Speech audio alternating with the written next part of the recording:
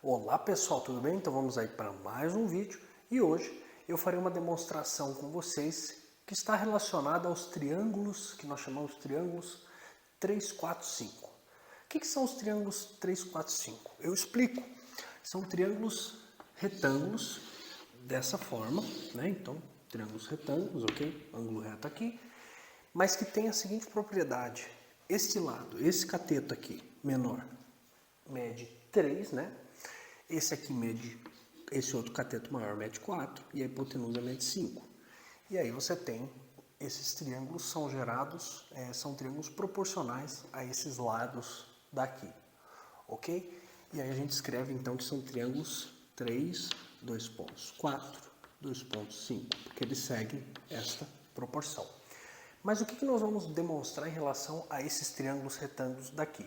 Nós vamos demonstrar que eles são os únicos triângulos em que seus lados se encontram na forma de uma progressão aritmética. Por que progressão aritmética? Veja que esse lado, eu somo 1 e obtenho o próximo lado.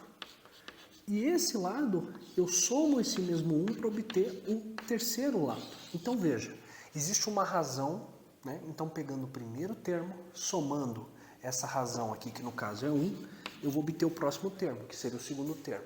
E para obter o terceiro, eu pego o segundo e somo essa mesma razão. E como eu estou somando e não fazendo o produto, nesse caso é uma progressão aritmética. E a nossa razão aqui vale 1, ok? E aí, todos os triângulos que derivam do 3, 4, 5, pode ser o 6, 8, 10, o, sei lá, o 9, 12, 15, ou seja, triângulos que são K vezes o 3, o 4 e o 5, que são múltiplos desse daqui, são os únicos que geram uma progressão, que tem esses lados em progressão aritmética. Tá certo? E é isso que nós vamos demonstrar.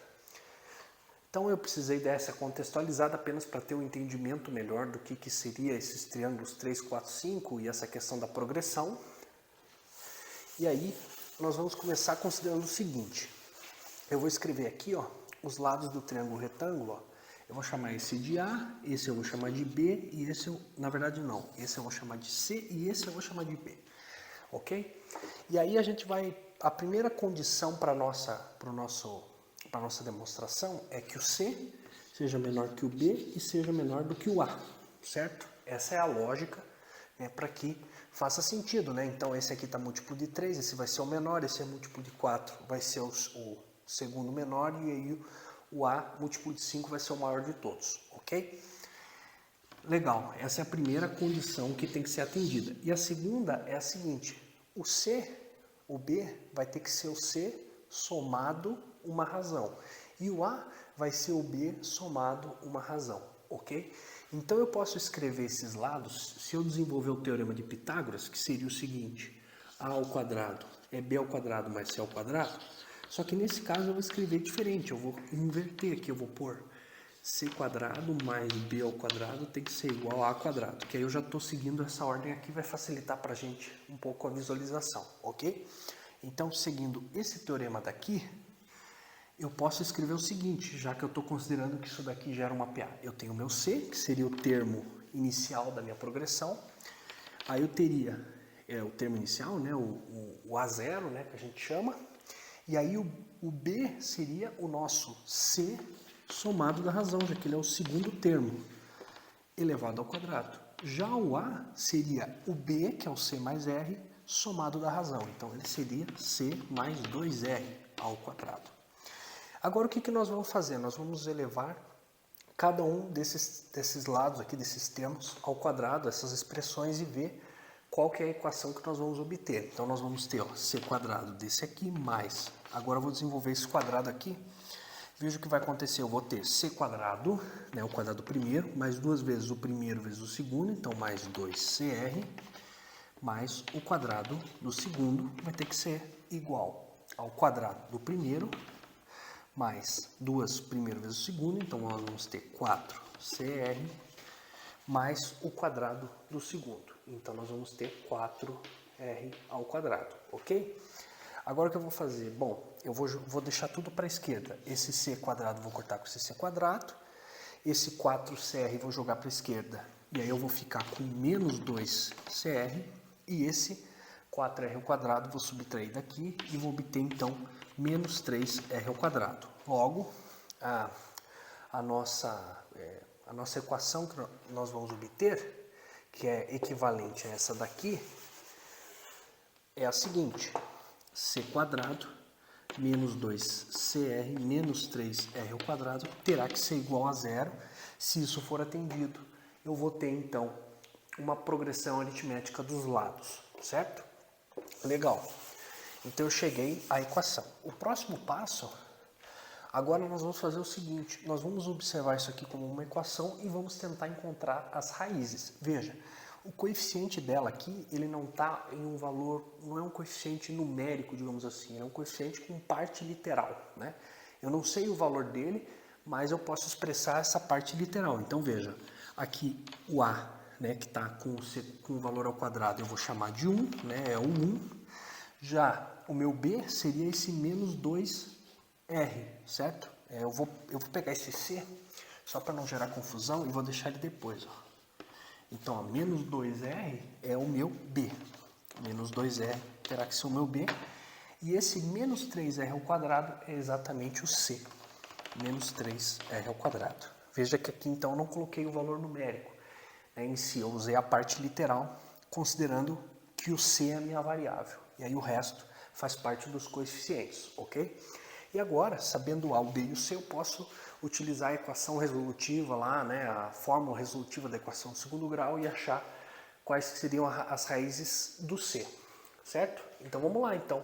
Menos B, então, 2R, mais ou menos raiz de B quadrado, então nós vamos ter 4R ao quadrado, menos 4AC, ou seja, menos, na verdade, mais, né, então menos 4 vezes menos 3r ao quadrado, vou ter mais 12r ao quadrado, tudo isso sobre 2a, ou seja, dividido por 2. Bom, o próximo passo aqui, ó, eu posso já até resolver isso aqui, porque isso aqui vai dar 16r ao quadrado, então a raiz de 16r ao quadrado, a raiz de 16 é 4 e a raiz de r ao quadrado é r. Portanto, eu vou ter 2r mais ou menos 4r, tudo isso dividido por 2. Eu posso dividir o 2 aqui dos dois lados, certo? E aí eu vou ter r mais ou menos 2r. E aí aqui eu encontro as duas raízes. A primeira raiz seria r mais 2r. Então a minha c', né, eu vou chamar de c', deixa eu escrever aqui embaixo. A minha c' primeira aqui seria r mais 2r, portanto 3r. E a minha C, duas linhas, a minha segunda raiz seria R menos 2R, portanto, menos R. Aí eu cheguei a encontrar as raízes dessa equação daqui. E agora nós vamos fazer o seguinte, nós vamos voltar para aquela equação principal, né, que a gente tinha visto, que eu acabei apagando, e vamos substituir o valor de C', né, o valor das raízes de C. E vamos ver o que acontece, certo? Então vamos voltar para aquela forma inicial lá que a gente tinha, fórmula, né, equação, melhor dizendo, inicial que a gente tinha utilizado, que era aquela assim, ó, c quadrado mais c mais r ao quadrado tem que ser igual a c mais 2r ao quadrado, que foi essa condição para ele ser uma progressão aritmética. E agora eu vou substituir o primeiro c', que seria esse 3r. Na verdade, melhor, vou começar com c duas linhas, tá? Vocês já vão ver por quê, que aí é o menos r. Veja que quando eu coloco menos r ao quadrado, é a mesma coisa que r ao quadrado. Então eu posso pôr só r ao quadrado mais. Bom, mas vou deixar menos r aqui, pode ser. Menos r ao quadrado, e aí aqui, ó, eu vou ter menos r mais r, que vai dar 0, 0 ao quadrado. E aí esse aqui vai ficar menos r mais 2r ao quadrado, que vai dar o próprio r ao quadrado, ok? R ao quadrado. Veja o seguinte, se eu desenvolver isso aqui, não deveria acontecer, né? Se eu desenvolver esse menos r ao quadrado, eu vou obter r ao quadrado, né? Afinal, número negativo ao quadrado dá positivo, né? Número negativo com negativo dá positivo. E aí, vou ter r ao quadrado mais 0 ao quadrado igual r ao quadrado. E veja que isso não respeita. Primeiro que isso daqui não respeita essa condição aqui, porque veja, se o meu C é R ao quadrado, o meu B é 0 e o meu A é R ao quadrado, eu vou ter então que R ao quadrado teria que ser menor do que 0, que teria que ser menor que R ao quadrado. Mas como que 0 é maior que R ao quadrado e menor que R ao quadrado ao mesmo tempo? É uma contradição.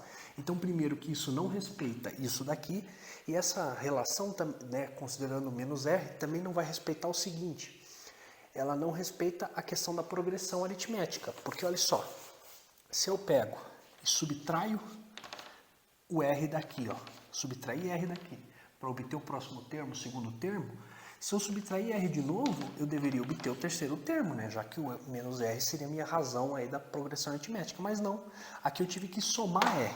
Então veja que eu tenho diferentes razões, né? Então para obter o segundo termo eu usei uma razão e para obter o terceiro eu usei outra, né? Então não bate, não dá certo com a progressão aritmética também. Então a gente já viu que essa raiz aqui a gente vai descartar. A única que sobra é se o C linha aqui nessa raiz que o C é igual a 3R. Vamos ver o que acontece? Então tá, então vamos subtrair aí, substituir, melhor dizendo, o C por 3R. Então vou ter 3R ao quadrado mais 3R mais R, eu vou obter 4R, então 4R ao quadrado, que vai ter que ser igual a 3R mais 2R, que é 5R, tudo isso ao quadrado, ok? Tudo isso aqui ao quadrado. Então veja só, esse lado aqui seria o meu C, esse é o meu B e esse é o meu A. Veja que 3 vezes um R certamente é menor do que 4 vezes esse mesmo R, certo? Então o C é menor do que o B.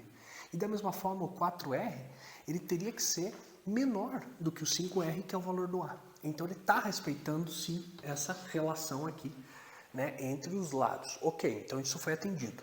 E a segunda relação que a gente tem que ver se é atendida é a questão da progressão. Veja que se eu fizer desse termo para esse termo, eu estou somando o que? Eu estou somando R, certo? Então estou somando R aqui. E se eu somar R nesse segundo termo, eu vou obter o terceiro. Então o primeiro termo para o segundo eu somei R, do segundo para o terceiro eu somei R também. Exatamente como na progressão aritmética, né? Então aqui eu de fato tenho uma PA. Eu tenho uma PA e essa condição é atendida. Logo, nós vimos que esse triângulo com aqui, digamos, múltiplo de 3, de 4 e de 5, é aquele triângulo, é o único caso, né, já que esse aqui não atendeu, é o único caso que atende a questão da progressão aritmética dos lados, né? Então a gente conclui que todos os triângulos 3, 4, 5 são os únicos, né, que vão ter uma progressão aritmética entre os seus lados, como queríamos demonstrar, ok? Então essa era a demonstração, uma demonstração relativamente simples, mas é uma coisa que também, como acho que é a anterior que eu mostrei, não é uma coisa tão imediata, mas é bastante interessante você ver como, para você demonstrar muitas vezes uma questão de progressão aritmética e geometria ao mesmo tempo, você precisa usar outros conhecimentos, como a questão de um polinômio do segundo grau, fatoração, ali que a gente teve que fatorar ali para achar as raízes desse polinômio, certo? Então você vê como que os conhecimentos acabam se intersectando ali, né, se relacionando. Bem interessante então essa demonstração aí atrelada aos triângulos 3, 4, 5. Então era isso. Muito obrigado pela atenção de todos e tchau!